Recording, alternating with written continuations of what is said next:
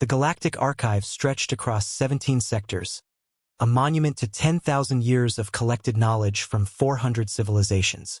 Dr. Zethi had spent 3 centuries as its chief historian. And in all that time, no puzzle had remained unsolved for long until the predecessor tablets. The smooth obsidian slabs had been discovered on a dead world in the outer fringe, buried beneath kilome of ice.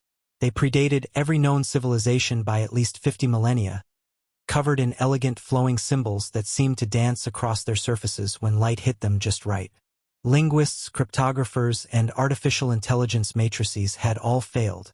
The symbols followed no pattern, matched no known language family, and resisted every decryption algorithm in the archive's vast database. Goliath's crystalline fingers traced the incomprehensible markings for the 1,000th time. The predecessor civilization represented everything. The archive stood for knowledge, history, understanding, and yet they remained silent. Dr. Zethi, the voice belonged to Ambassador Kurz, whose species had joined the Galactic Council only 2 centuries prior. The human delegation has arrived for their orientation. Salathi's optical sensors dimmed with irritation. Humans, the newest council members, barely a generation past their first faster-than-light flight, they had caused quite a stir with their aggressive expansion and peculiar problem-solving methods. But Zethi found them exhausting. They asked too many questions, touched everything, and had no respect for established protocols. "Send them to the orientation chamber," Zethi said. "I'll join them shortly." But Currens gestured apologetically. "They've already wandered off. I believe they're in the predecessor wing." Of course they were. Zethi found them quickly enough. 2 humans stood before the primary predecessor display, their soft faces animated with curiosity. The female, designated as Anna Chun, according to her cultural database entry, was a xenolinguist. The male, Jack Morrison, was listed as an engineer, though humans seemed to blur professional boundaries with alarming casualness.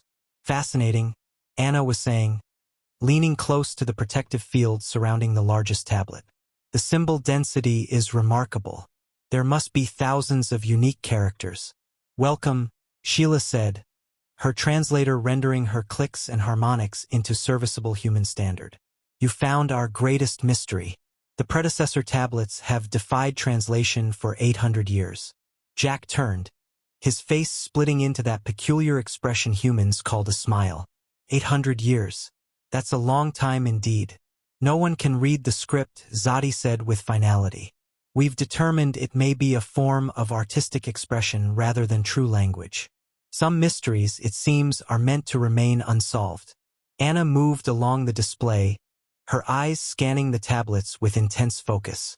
Zethi noticed the human's hands making small gestures as if tracing invisible patterns in the air. "Dr. Zethi," Anna said carefully, "may I ask how these tablets were originally discovered? What was their orientation when found?" "They were extracted from ice core samples. The excavation team preserved their relative positions, but not their specific orientation." "Why would that matter?" Anna and Jack exchanged a look, that peculiar form of silent communication humans seemed to excel at. "Could we see Tablet 7? Anna asked. "The one in the secondary vault." Zelethi's irritation grew, but protocol demanded cooperation with council members. She led them to the climate-controlled vault where lesser tablets were stored. Tablet 7 floated in its suspension field, its symbols glinting in the carefully calibrated lighting. Jack approached the control panel. "May I?" Before Zethi could respond, the human's fingers flew across the interface, surprisingly deft for such a young species. The tablet rotated slowly in its field. "Stop," Anna said quietly. The tablet hung inverted, its base where the top had been.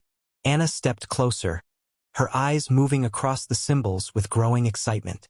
"It's not an unknown script," she said, her voice barely above a whisper. "It's a known pattern, Dr. Zethi. You're holding it upside down." Silence filled the vault. Salathi's sensors focused with razor precision on the inverted tablet. "Upside down," Salathi repeated. "There's no up or down in space. We examined every possible orientation." "But you didn't examine them with human pattern recognition," Jack said, pulling out a small holographic projector. May I? The projection bloomed in the air between them. Tablet 7's symbols inverted with human annotations appearing alongside them. These aren't abstract symbols, Anna explained, her excitement building. They're pictographs. When properly oriented, they represent star charts, anatomical diagrams, mathematical formula. This section here, she highlighted a flowing cluster of symbols. That's a description of DNA analog structures. And this, another section glowed, is a numerical system based on base 12 mathematics. Shalathi felt something she hadn't experienced in decades. Genuine shock. She rotated tablet 7 again, forcing herself to see it through this new perspective. The meaningless symbols resolved into coherent images. A star map, a figure bipedal bilateral symmetry, chemical notations. Impossible. Zillithi breathed. We tested every orientation.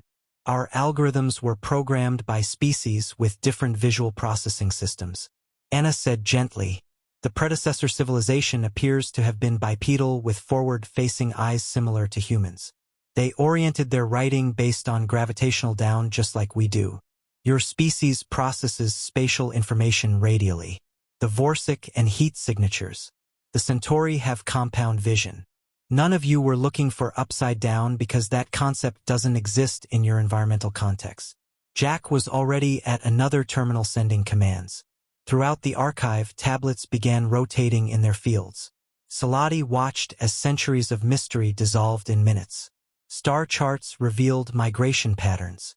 Historical records documented the rise and fall of a vast civilization. Scientific treatises offered insights into technologies the Council had never imagined. They were travelers, Anna said softly, reading from a newly legible tablet. They seeded worlds, built monuments, and left records for whoever would come after. They wanted to be remembered. Salathai approached the humans slowly. In 800 years, 400 civilizations examined these tablets. And you solved the mystery in 8 minutes. Different perspectives, Jack said with a shrug. That's the beauty of diversity. The Galactic Council invites species to contribute their unique abilities, Anna added. Sometimes the newest voice is the one that needs to be heard. Jalathi's crystalline structure hummed with something that might have been laughter. The human contribution to galactic civilization, she said, her tone carrying new warmth, may be more significant than we anticipated. Come, we have several thousand more tablets to properly orient. As they left the vault, Salothai reflected on the lesson.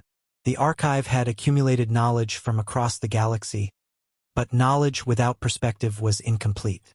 Perhaps these curious, boundary-pushing humans would teach the Council more than just how to read ancient scripts.